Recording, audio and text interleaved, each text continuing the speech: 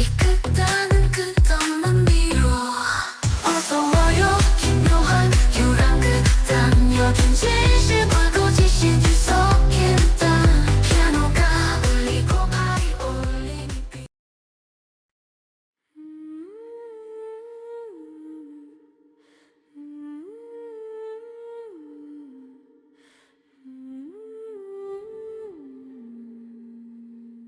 사자는 앞서가면서도 뒤에서 끊임없이 툴툴거리는 혜주가 신경 쓰였는지 가던 길을 멈추고 돌아서 말했다. 건 하나도 없네.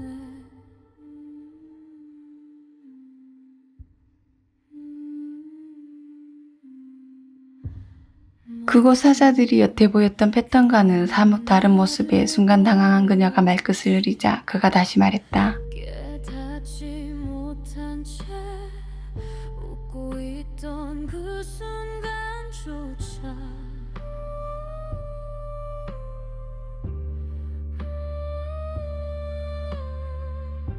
비어있던 밤 벽만 나를 알고 있네. 나락은 놓아주지 않다. 부른 적도 없는 이름을 삼키네. 도망쳐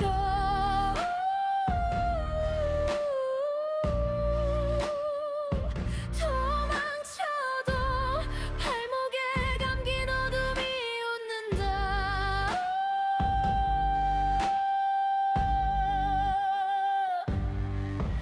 운명을 물어뜯다 비맺힌 하늘이 등을 들이내 비며야 질러도 메아리조차 나를 버린다.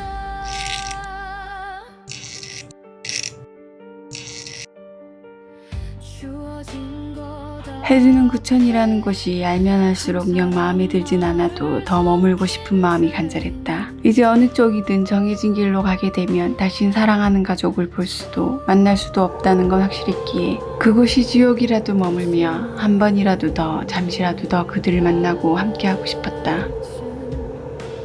그녀가 생각이 잠겨있는 동안 그들은 어느새 양갈래로 나누어져 있는 길 앞에 도착했다. 사자는 혜주를 돌아보곤 흡사 카드 재질처럼 코팅이 된 붉은 종이에 금빛으로 알 수 없는 문자로 수를 놓은 듯한 한눈에 보기에도 예사롭지 않은 무언가를 건네며 나직하면서도 진중한 목소리로 말했다.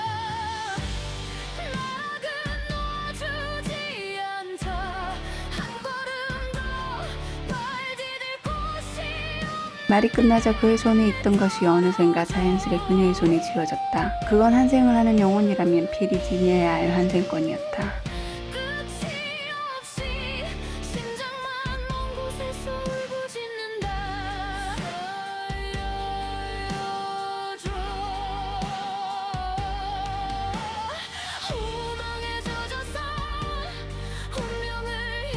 혜주는 그제야 자신이 가는 길이 환생이라는 것을 깨달았다.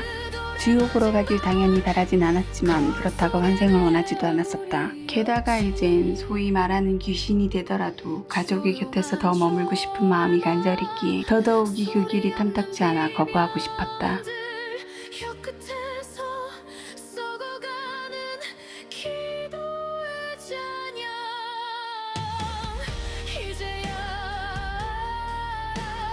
감사하지 못한 하루들이 그러자 가뜩이나 어두운 사자의 낯빛이 그녀의 확고한 의사를 딛곤 더욱 짙은 어둠이 되는 것처럼 보였다. 그런 말을 하는 게 그녀가 처음은 아니었다. 간혹 멋모르고 환생을 거부하겠다고 말하는 망자들이 심심치 않게 등장했고 그건 영혼을 가야 할 길로 무탈히 보내야 하는 그의 입장으론 이게 골치 아프고 난감한 일이 아닐 수 없었기에 잠시 뜸을 들인 후 첫마디를 한순간같이 내뱉었다. 버텨봐도 차가운 손이 눈을 가린다.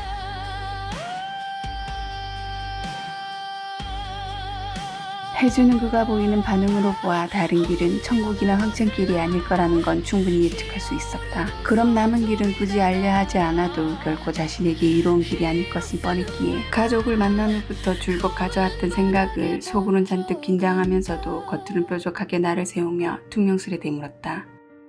헛된 것만 좋다. 그녀가 사자의 답을 듣기까지 그 짧은 틈이 준 순간은 이미 죽은 심장이 다시 살아날 뛰는 것처럼 숨이 가빠오며 아득하게만 느껴졌다. 그가 다른 선택의 여지는 전혀 없다는 듯 한치의 자비도 없이 한 말에 혜주는 절망을 실은 탄식을 내뱉었다.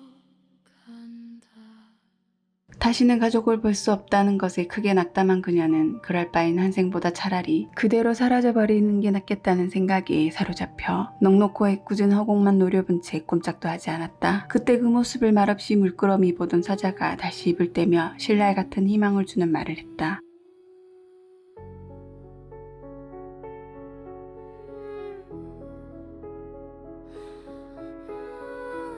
혜주는 혹여나 한 번이라도 더 가족을 만날 수 있는 시간이 주어지지 않을까란 생각에 미약한 기대를 가지고 조심히 물었다. 헛된 것만조차 손에 쥔 건 하나도 없네.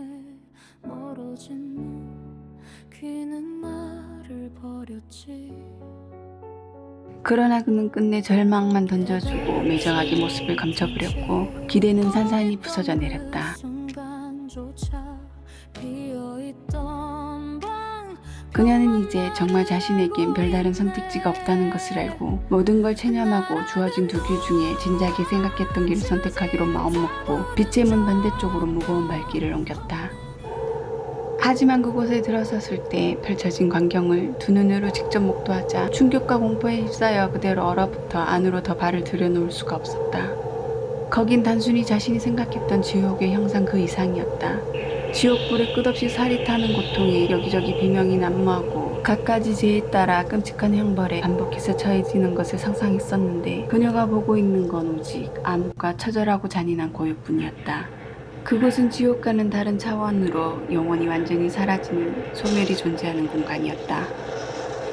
혜주는 바로 코앞에서 소멸에 먹혀 사라지는 영혼들을 보고 그들에게서 전해지는 소리 없는 절규와 끔찍한 고통을 몸소 체감하게 되자 지금까지 막연히 가져왔던 생각이 삽시간에 사라지며 어디로든 그것에게서 멀리 달아나고 싶어졌다. 그렇게 한참을 얼어붙은 듯 꼼짝도 할 수 없었던 그녀는 그것에게서 달아날 수 있는 유일한 답이 무엇인지 이미 알고 있기에 사시나무처럼 떨리는 몸을 겨우 추스르며 기꺼이 왔던 길을 되돌아가려 했다. 그런데 그 순간 지독하게 서늘한 기운이 자신을 빠르게 스쳐 지나가는 것을 느끼고 무의식적으로 그것이 지나가는 방향을 따라 시선을 옮기다 육안으론 뚜렷이 볼 수 없는 존재가 앞서 봤던 두 갈래의 길이 아닌 또 다른 길의 끝에 있는 까만 어둠으로 흔적도 없이 사라지는 것을 목격했다. 혜주는 생전에도 웬만한 일에 호기심이 잘 일지 않았고 그런 것이 생긴다 해도 다양한 이유로 무시하기 일쑤였는데 그때 무슨 바람이 든 것인지 가던 길을 멈추고 그것이 사라진 길의 끝으로 발길을 조심스레 옮겼다.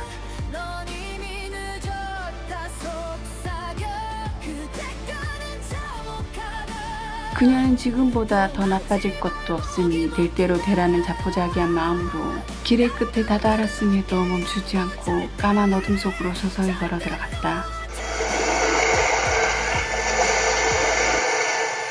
그녀가 찰나의 어둠이 지나자 어딘가 익숙하면서도 기이한 풍경이 눈에 들어왔다. 울부짖는 것과 같은 낯선 망자들과 그들을 헤집고 다니며 위협하는 듯한 알 수 없는 존재. 그게 자신이 쫓아왔던 존재라는 걸 어렴풋이 알 수 있었다.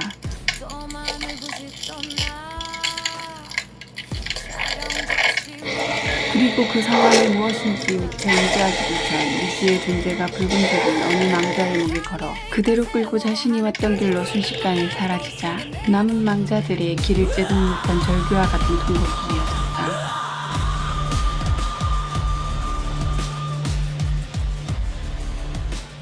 그녀가 그런 기이한 광경으로 혼란에 빠져 허우적거리고 있을 때 마침 한 줄기의 빛처럼 한 발치 뒤에서 사람의 목소리가 들렸다.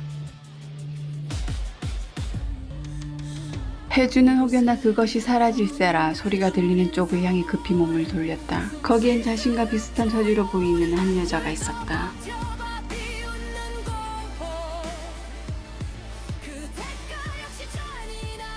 아니라고 하려던 순간 그녀의 뒤에 있어야 할 자신이 지나왔던 길이 흔적도 없이 사라져 없어진 것을 확인하고 정말 미아가 돼버렸다는 것을 깨달았다.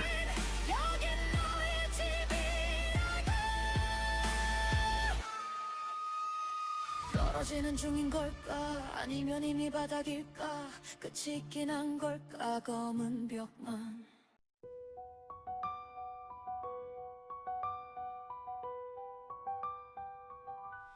문을 두드려 닫던 그림자 해주는 순간 자신의 속내를 몽땅 들킨 것 같아 뜨끔했다. 그래서 주춤거리는 사이 그녀가 다시 입을 열었다. 터진 내 숨결의 파편 얼마나 더 버틸 수 있을까나 날 부르는 듯한 무너진 벽 너머 들리는 소리에 눈물의 향기 귀를 막아도 파고드는 그 외침 모든 게 낯선 이가 자신과 같은 생각을 하고 있다는 건 버그 의외였다. 더구나 그녀는 많아봐야 겨우 30을 넘겼거나 아니면 20대 중후반에 누가 봐도 보통 이상의 외모를 지니고 있었다. 물론 겉으로 보이는 외적인 모습만으로 그렇게 생각한 것은 아니었다. 자신은 그 나이 때 전생과 한생을 믿지 않았을 뿐더러 간혹 그런 주제로 누구와 대화를 하더라도 깊이 생각하지 않았고 딱히 환생을 거부하거나 그럴 이유 따윈 없었다. 그러다 40이 넘어가면서 모든 생명의 삶은 별다를 것 없이 그저 하찮고 보잘것없는 것이라고 느끼며 그런 삶을 다시 반복해서 사는 건 끔찍하게 귀찮고 피곤하다는 생각이 먼저 들기 시작하면서 다시 기회가 주어져도 거부하고 싶다는 생각을 했었다. 곧바로 슬픔 감정의 바다에 끝이 보이지 않아 이제는 다 지쳐 네가 구원해줘 현기증이나 여기 멈춰서면 바닥이 꺼질 듯한 이 기분 슬픔이 분노로 분노가 독으로 머릿속 숲속에 울리는 자유 현기증이나 여기 멈춰서면 바닥이 꺼질 듯한 이 기분 슬픔이 분노로 분노가 독으로 머릿속 숲속에 울리는 절규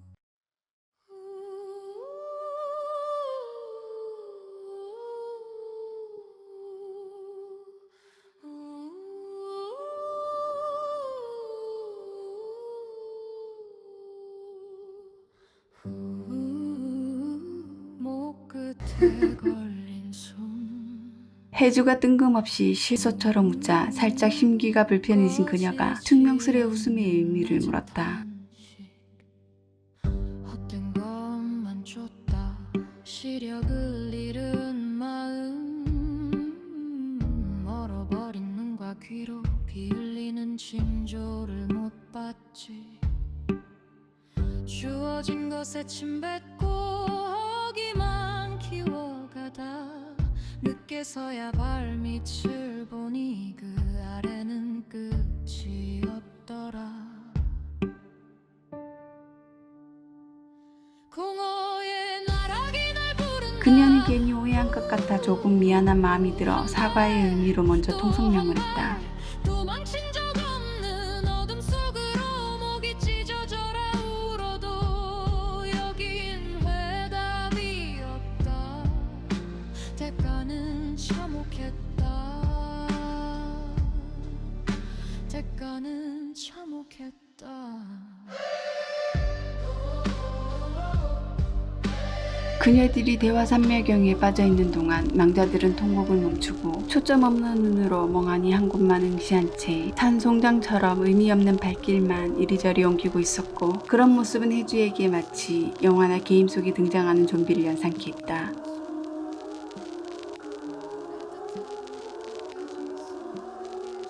그러면서 불현듯 지금까지 겪은 일련의 상황들이 자신이 복용하던 강한 진통제의 부작용으로 인해 공포게임 속에 들어온 것 같은 망상에 빠진 게 아닐까라는 의심이 들기도 했다.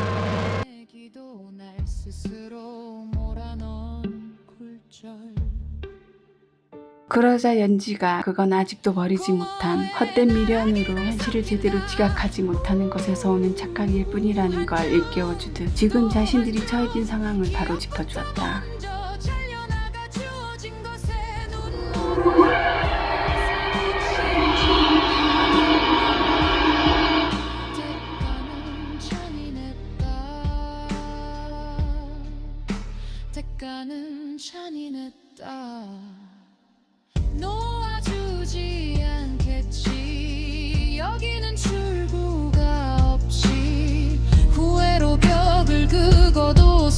손만 부러질 뿐. 살려달라 기어도 이곳은 이름도 없다. 벗어나고 싶다 말할수록 더 깊이 잠기는 늘. 공허의 나락이 날 웃으며 본다. 차갑게 또렷이 내가 버린 것들을 펼쳐 보이며 만족을 모른 어리석음, 감사를 모른 빈 껍데기. 그때가